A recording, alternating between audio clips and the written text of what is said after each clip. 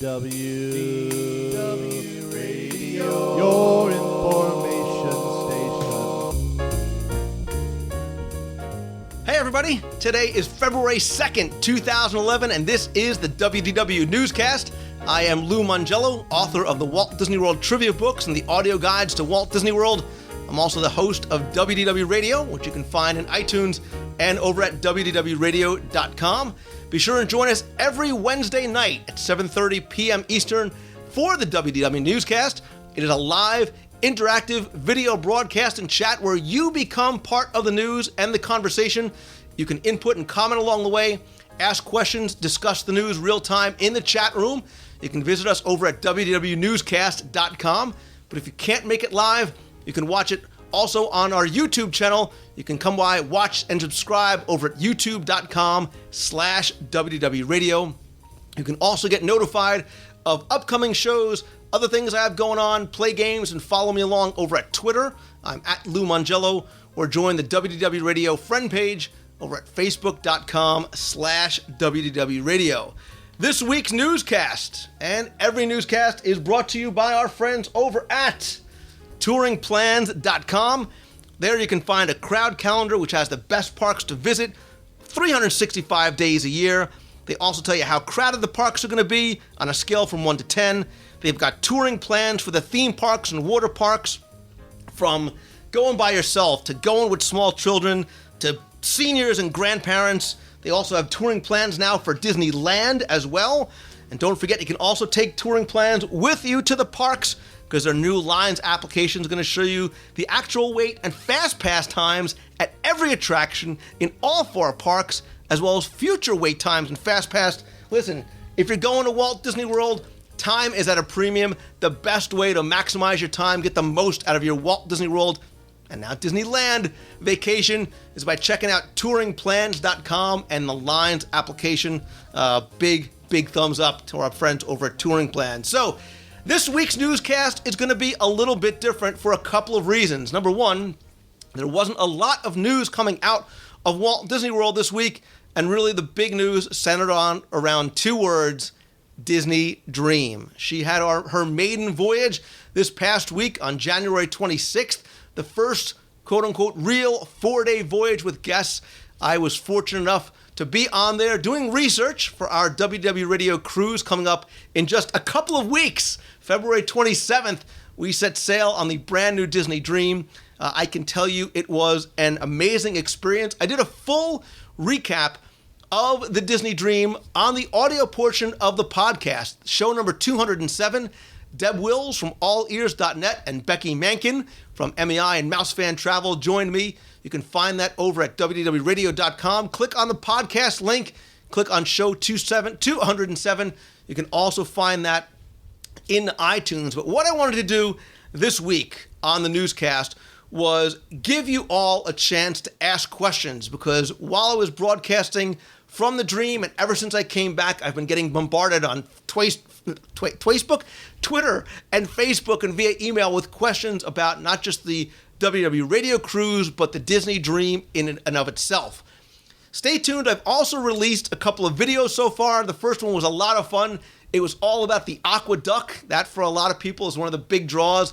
Andy from the Walt Disney World Moms panel and Chris Brogan, social networking and social media guru, joined me on that video. I also released another video this past week all about the Midship Detective Agency game, something I think is initially being overlooked by guests before they come on, kind of really geared towards young kids, but something that I really enjoyed and I found that adults were participating in as much as, if not more, than the kids themselves. So what I want to do is I want to go right to the chat room.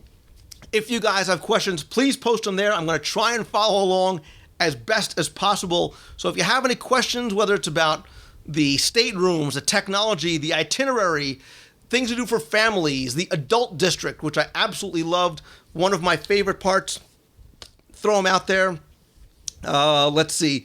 What do I think about taking a baby on board? JD The Voice asks, now the first time I went on a Disney cruise with my kids, my daughter was about 4, my son was probably less than a year old.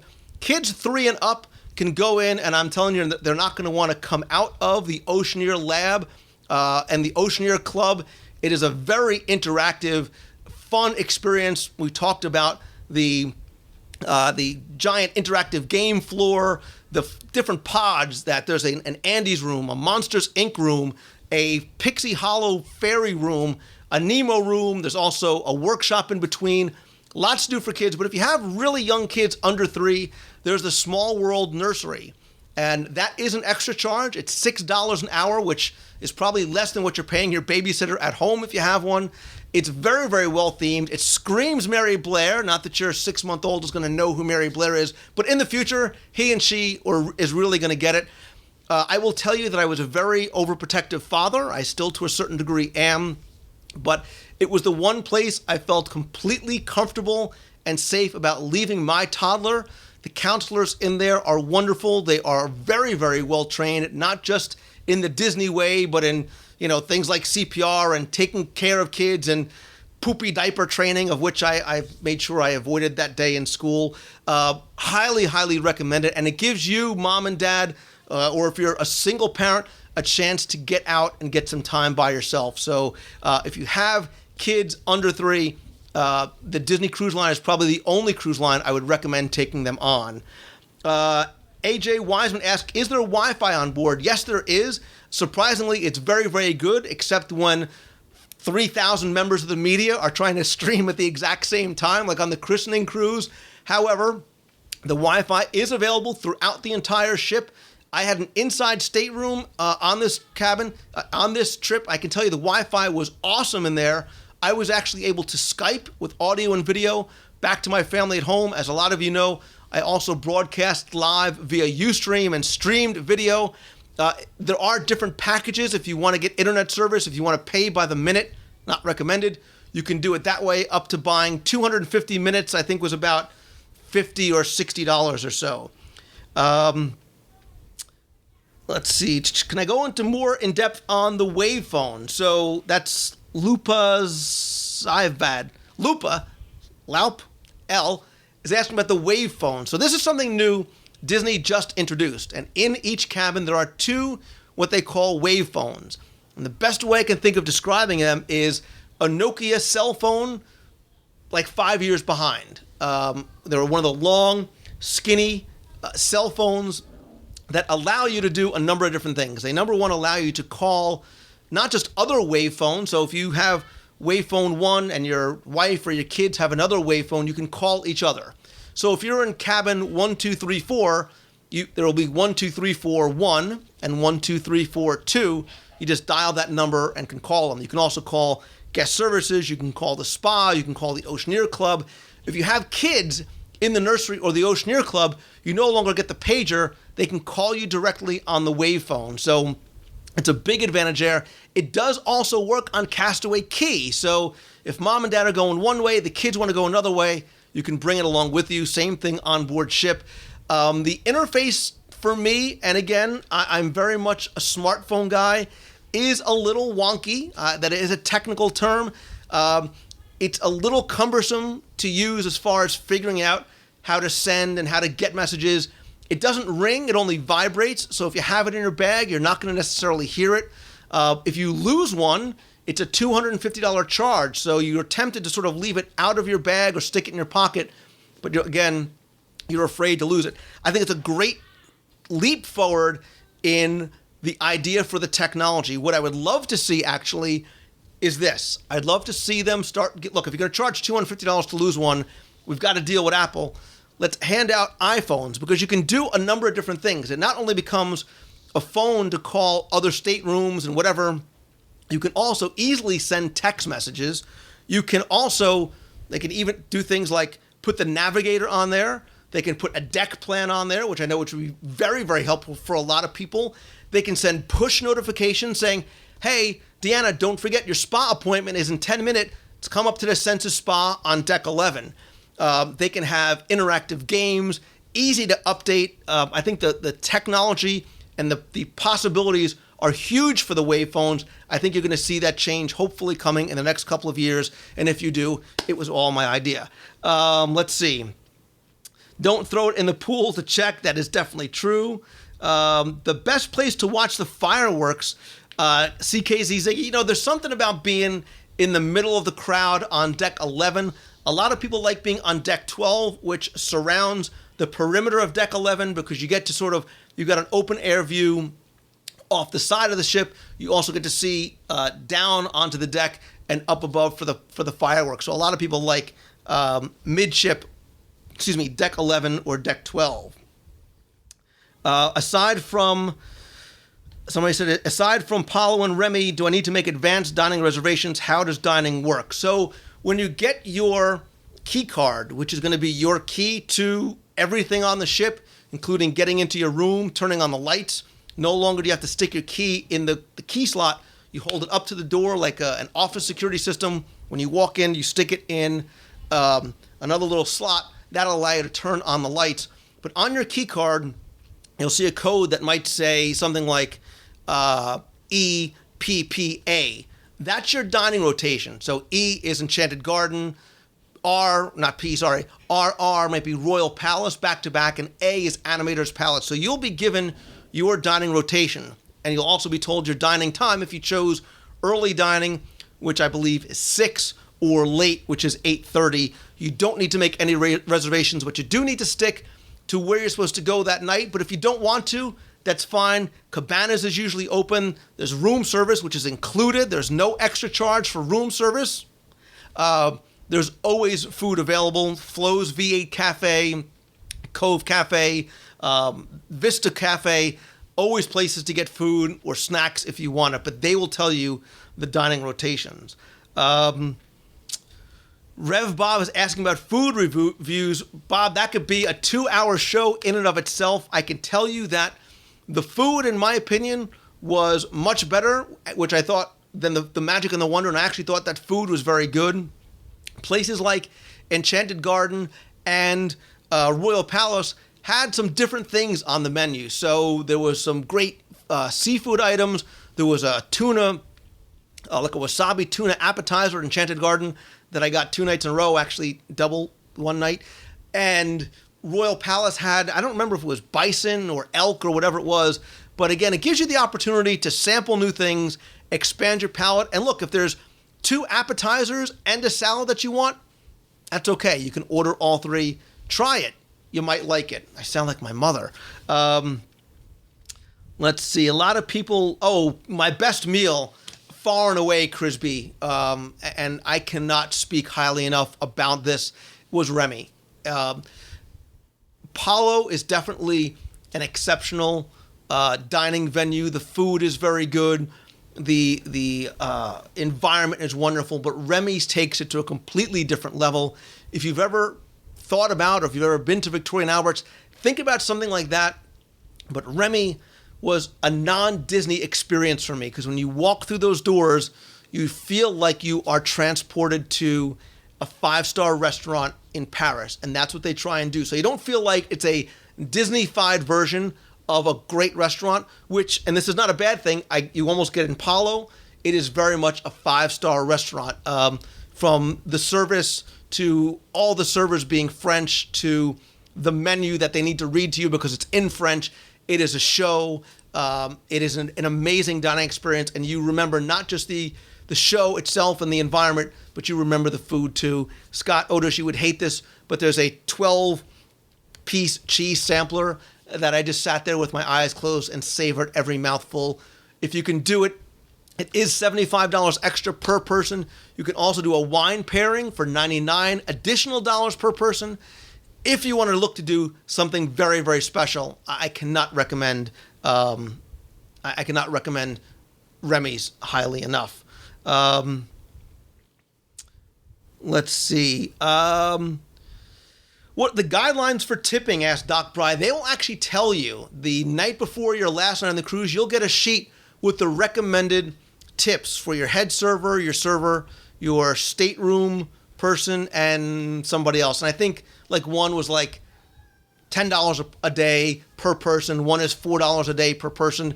It's what they recommend. You can obviously do whatever you like. If you do go out and you order drinks or you pay for coffee at places like Cove Cafe, Most places do include an automatic 15% gratuity, 13 or 15%, but you can obviously add more if you like the if you like the service. Was there any fist pumping in the district? There was, not by me, but I can tell you the district was one of the great surprises. And again, when I talk about the ship, I talk about technology and surprises.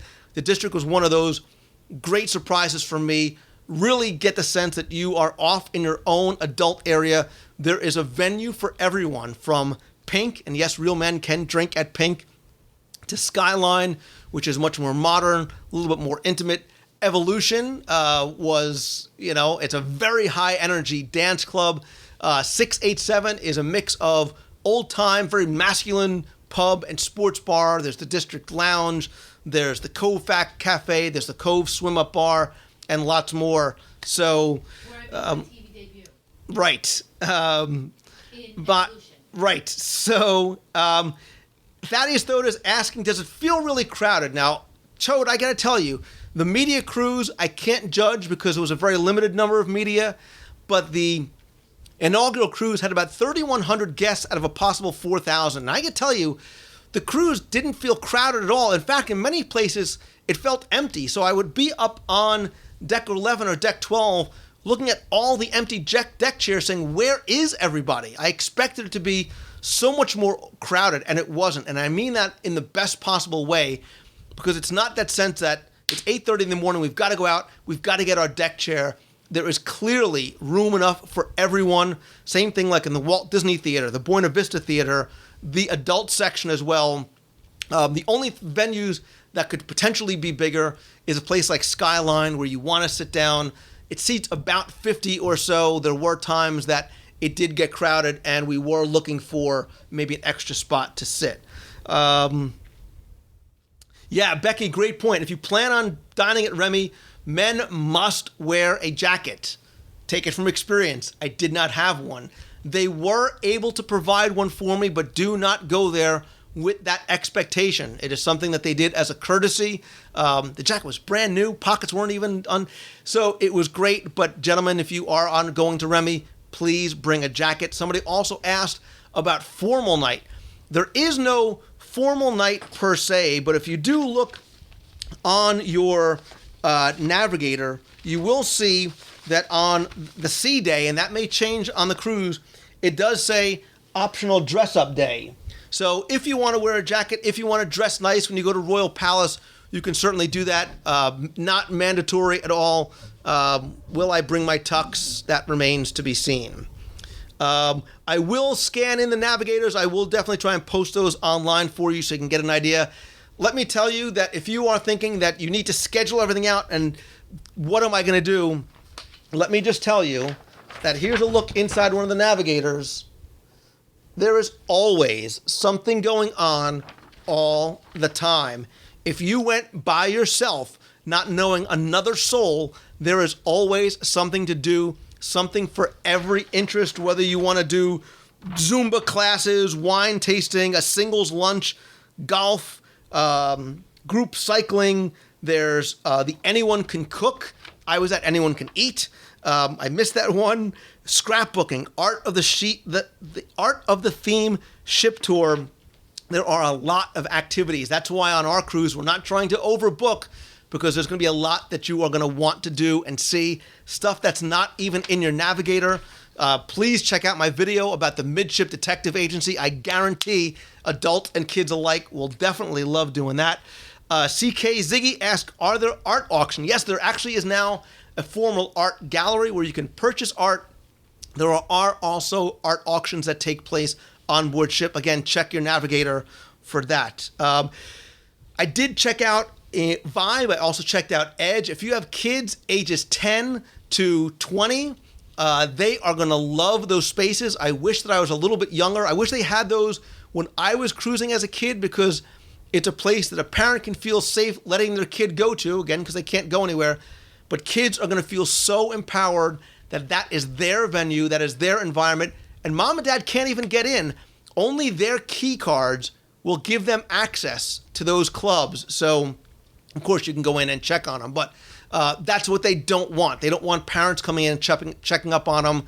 but they can get food in there. There's like a smoothie bar. There's video games. There's activities.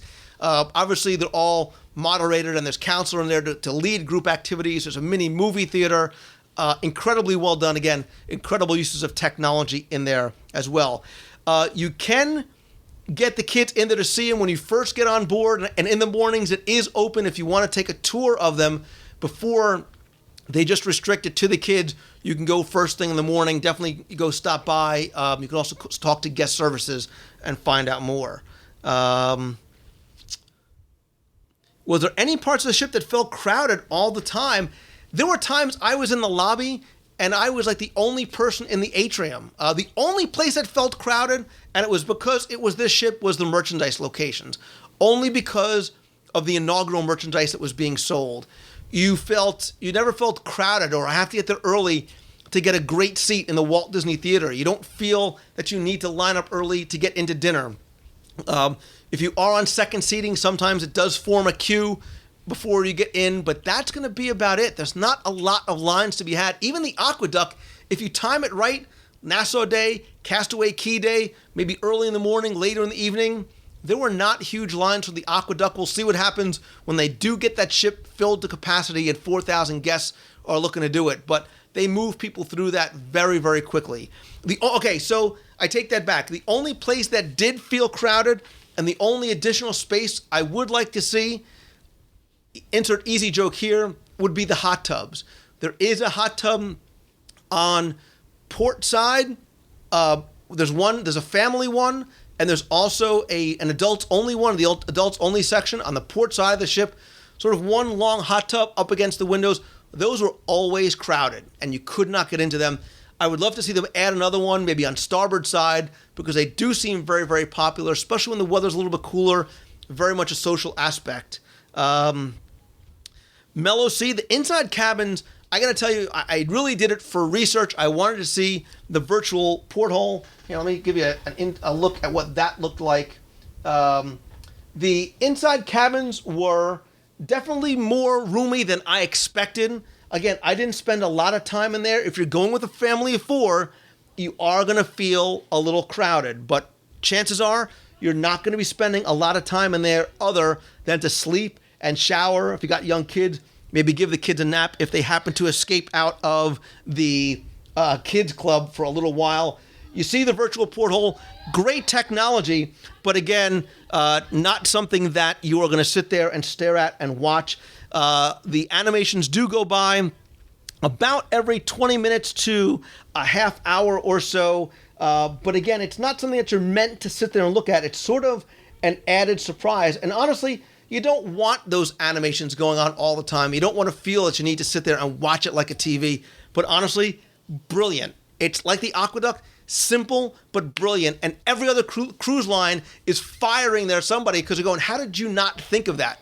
Putting a TV behind a circular cutout and making it a virtual porthole. Seeing what you would see had you had a direct view out to the ocean.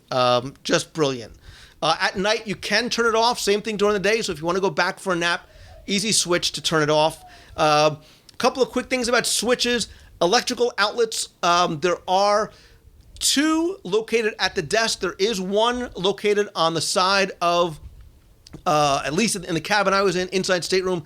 There was one on the side of the bed. Would like to have maybe seen a couple of more. If you've got 75 pieces of electronic equipment, laptops, cameras, video cameras, iPods, iPod Touches, DS, whatever, you might want to bring a little power strip if you feel need to be. The virtual porthole is not distractingly bright. At night, all you really see is sort of like gray snow. It's kind of hard to see. I didn't really have it on a lot when I was in my cabin, to be honest with you. They do have flat panel TVs that do swivel around. They are on an arm. I do definitely like that. The best seats in the theater, Reverend Bob, there are no bad seats. I know there's a total cop-out answer. Depending on how you like to see your theater, I sat about 10 rows back. I like being on the aisle. Disney's Believe is an awesome, epic Disney show. They told me when I walk in, I hope you brought your tissues. I'm like, please, come on, I'm immune to that. I'm not going to tell you the story. It definitely hit home for me. There are a couple of characters that steal that show. You've got to make sure you see Believe. and check out Golden Mickey's. It is new and updated, even if you've seen it before. There's also the Villain Show. I don't know if she's going to still be there for the WW Radio Cruise, but the first night there's also Rima Marvan and Mike Super. Rima Marvan, I honestly never heard of. When I told my wife she was on board, she freaked out. She is an 8-year-old international singing sensation. The kid is blessed with a gift. She has a voice of an angel, but it's still pretty cool.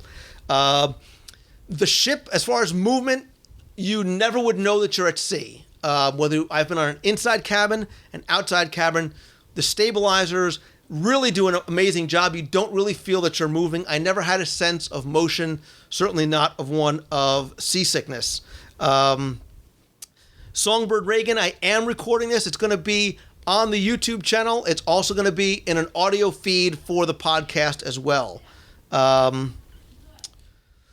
The teen tween clubs close, I will tell you at, Vibe closes at 2 a.m. Edge closes at 1 a.m., at least on that night. And it seems, 10 a.m. to 2 a.m. So if you want to go in the morning, I think you can go in at 9 as an adult and definitely check them out.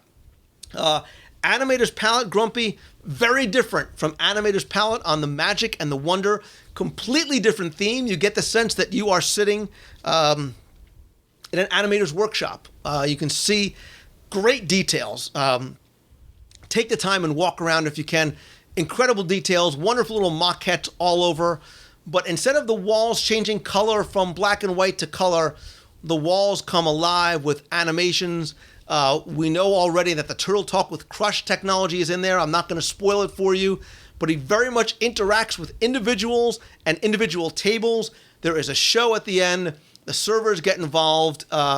It's a wonderful environment. Great food. Again, they sort of leap forward in technology there. I'm trying to go fast because I want to address as many questions as possible. Character greetings. There are lots and lots and lots of character greetings. Some of them unannounced. A lot of them you're going to find right in your navigator. You'll see they will actually lay it out for you as to what characters will be where.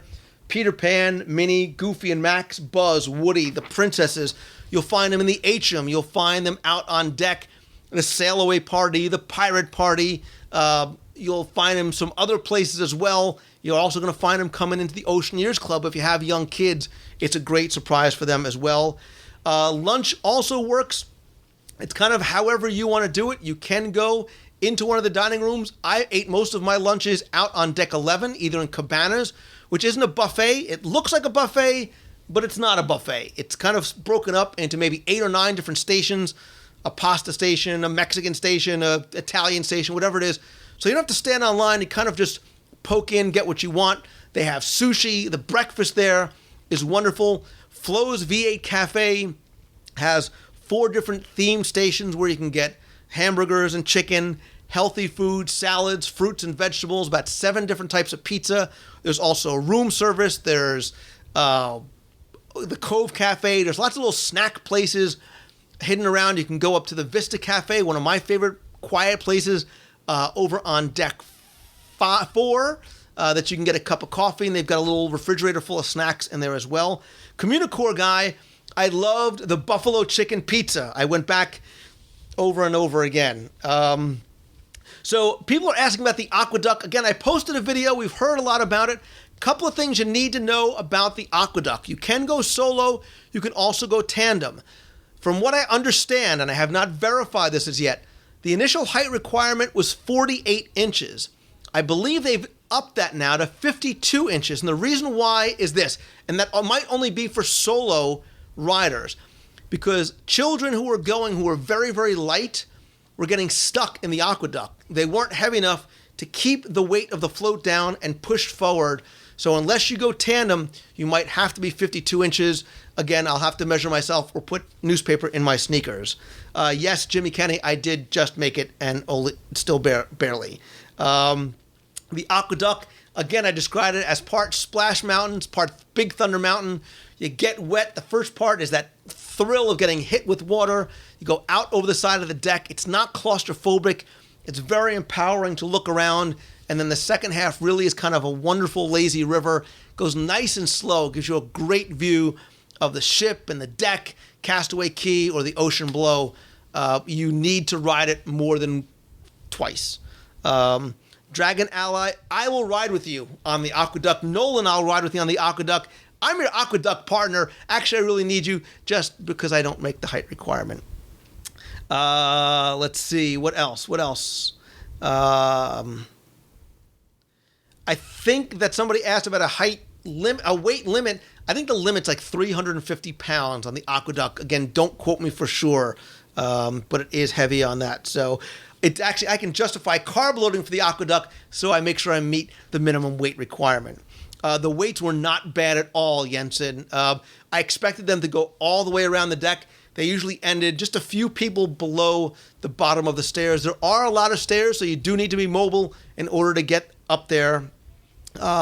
Jason, the coffee drinks, depending on if you had alcohol or not alcohol, there were teas and coffees that ranged probably about from $3 or $4. I don't think I have one of those menus with me in my little packet of stuff.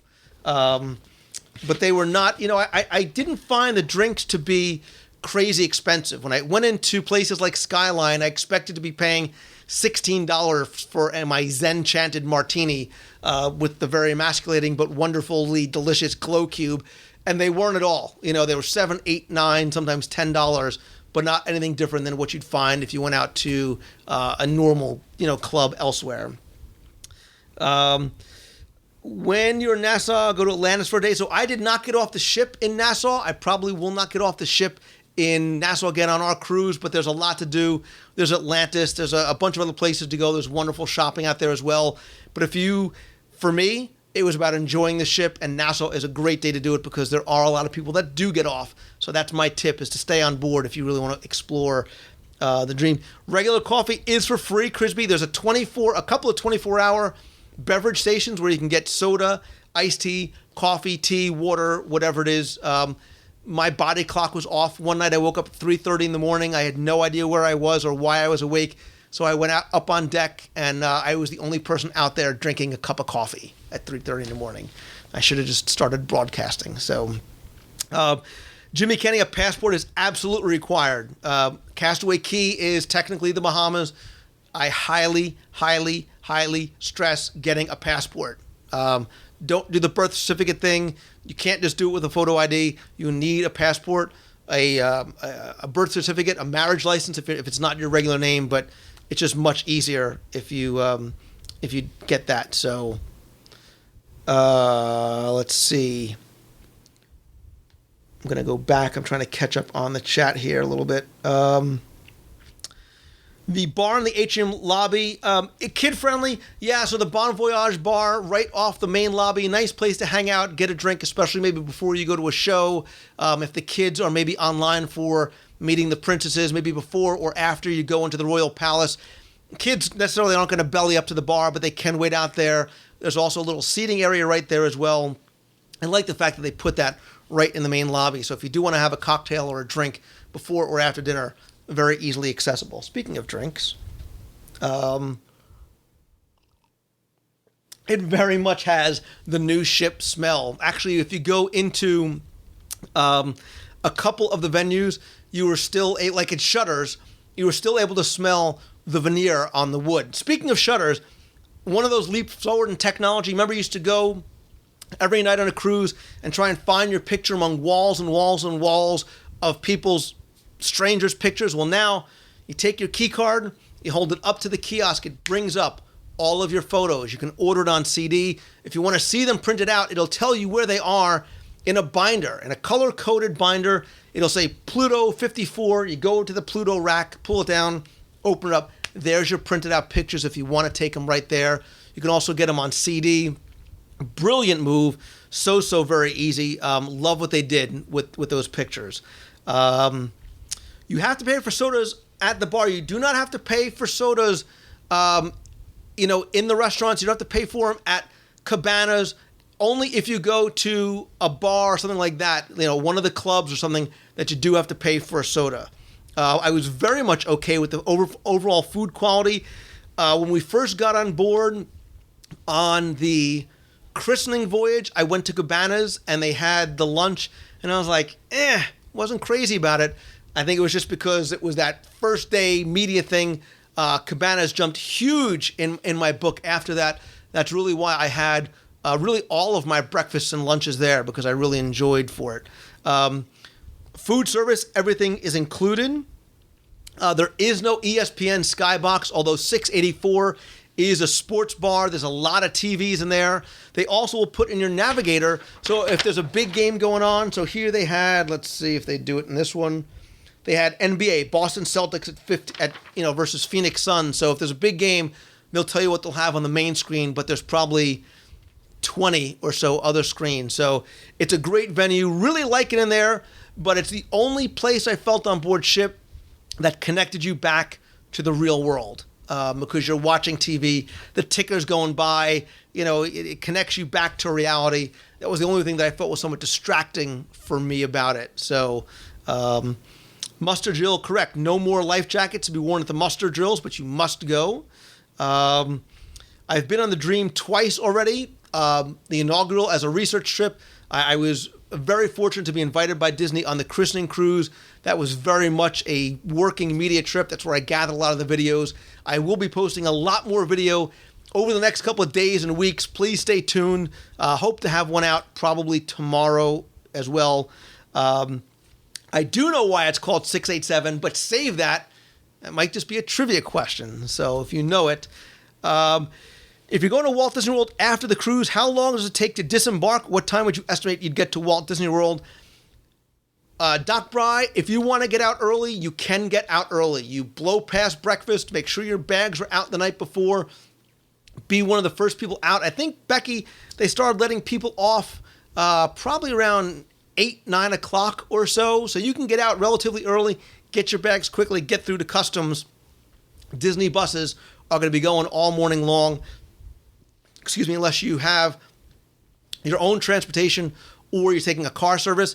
For those who are thinking about driving, I did drive to the port on this past cruise because I wanted to see how that experience was.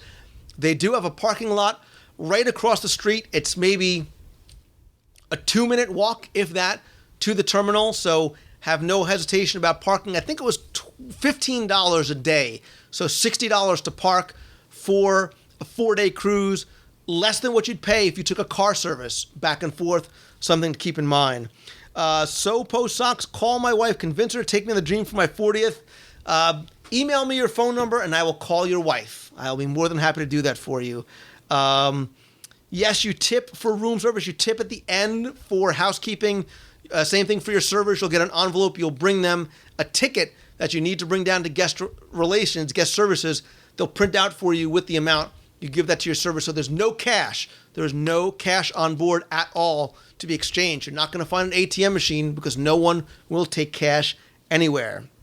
You want to find a package for Cruise and Land Together? I got to throw out a shameless plug for our friends over at Mouse Fan Travel. They're setting up the WDW Radio Cruise. I highly recommend, and it's not just because of Mouse Fan, but if you are going to book a cruise and you are even thinking about doing a sea only or land and sea, I cannot stress enough booking with a travel agent because they will help you wade through a lot of the mystery that is involved in cruising, so you're not getting on board lost and looking around, or even in the planning stages trying to find the answers to questions. That's what they are there for. Agencies like MouseFan charge no fee. What you pay to MouseFan is what you would pay to Disney, so it makes perfect sense. MouseFanTravel.com. Shameless plug for our good friends over there. Nolan, you're right, and they definitely know their stuff because Becky's been on a ship for like 37 days straight. MR Itty, I did not go to the 3D movies at the Buena Vista Theater. I did go into the Buena Vista Theater. It is larger. It now seats about 399 people. Very, very comfortable seats. Beautifully decorated, very Art Deco. And they do have that Disney Digital 3D. So you are going to a real movie theater, not a movie screen sort of shoehorned somewhere into the ship. RR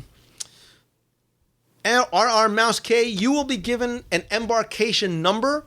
It'll tell you in what order, sort of what group or corral you'll get on the ship. They usually start boarding about 12 o'clock or so. If you are Castaway Club Platinum members, I do believe they are brought to a separate area and they are allowed to get on a little bit earlier.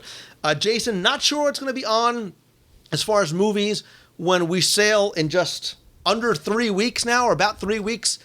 Tron and Tangled, both in 3D, were showing there. I talked to a couple of people who saw Tangled on the ship, love the 3D technology on there as well. I did not have room service, but there are a number of options.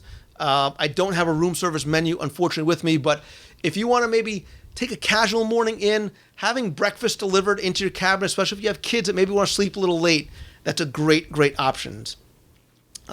You can get snacks at the theater. Yeah, there's actually snack stands. You can get beer and wine, some cocktails. You can get a big old bag of popcorn too, so you very much get that movie theater experience.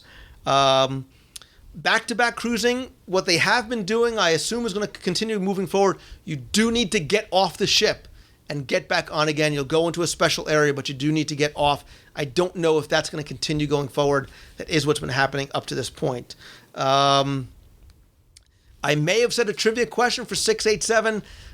For those of you who are cruising on the WDW Radio cruise, like the ship itself, we have surprises in store as well. So there's a lot we're telling you. There's a lot we're not telling you. We are going to release, by the way, I'm going to post on the site, and we're going to be sending you a lot of information before you get on the cruise, so don't worry.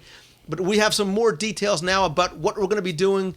So definitely stay tuned. I promise you, we will not leave you guys high and dry and wondering where you're going and what you're doing. A lot of fun stuff and a few surprises planned on as well.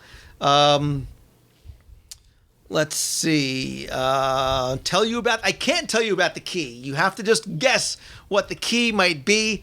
I know what the key is. Becky from Mouse Fan Travel knows what the key is. And as soon as you get on board, you will know what the key is as well.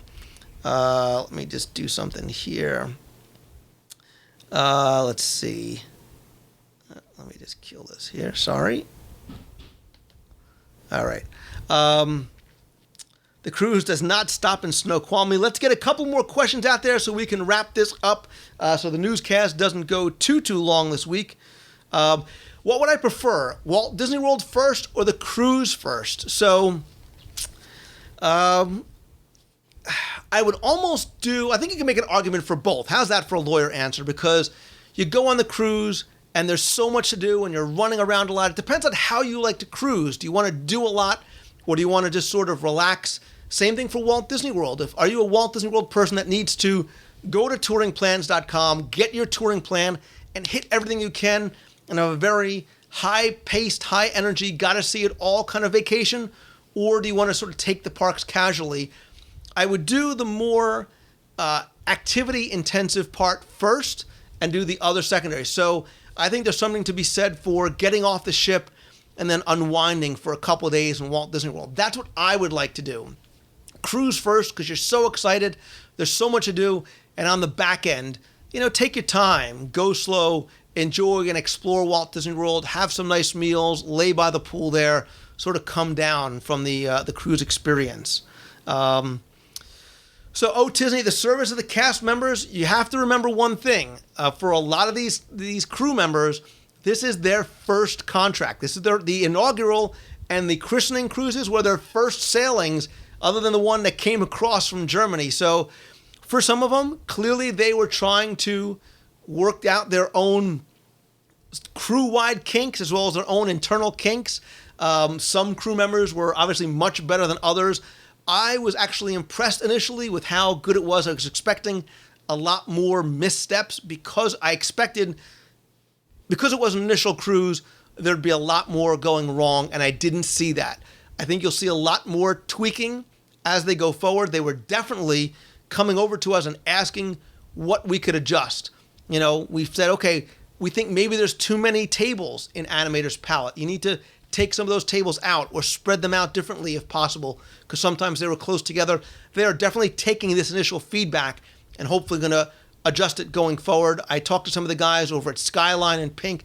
I know those venues are going to change a little bit from what I saw on January 19th versus what we might even see on February 27th. Something romantic for couples to do or see on the cruise. Couples massage over at the Senses Spa. Go spend an afternoon at the spa together. Go do Palo or Remy. If you can do Remy, if you can afford Remy, I can't stress it enough. It will be something that will be one of the most memorable experiences, non-Disney, of your life. Do something nice. Get a cabana over on Castaway Cay at the adult beach. Get a nice cabana. So many wonderful amenities that are in there. And it's your own private sort of getaway and your nice respite. Beautiful views of the island and of the ship in the distance. Again, something just to kind of plus your vacation up just a little bit. And did I mention Remy? Because Remy very high on the list. Yeah, the chair next to the fireplace at Skyline.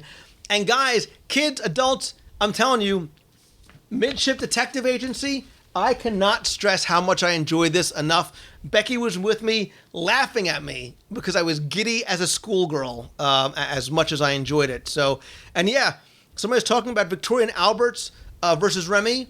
Remy is less expensive than Victoria and Albert's, and I think it's a better experience. How's that? Throwing down the gauntlet. Remy over Victoria and Albert's. Yes, you can use Disney gift cards on board. You can also obviously charge everything to your stateroom. Look, all you need to walk around with is your stateroom key. And that will that is your key to everything. You charge everything on there.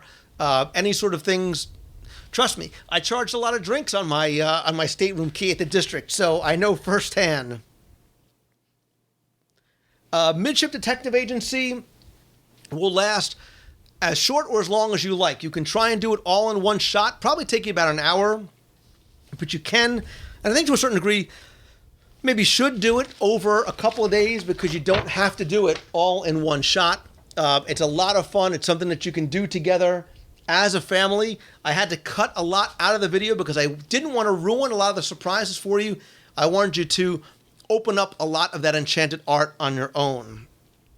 Key to the world, key to the sea, your key. Keep your key. So, and for the person, maybe you want to do something special for your wife. If you can surprise her and there's availability and you're willing to try to do that, you can try upgrading to concierge level as well too. Deck 11 and Deck 12 has the concierge lounge. Private key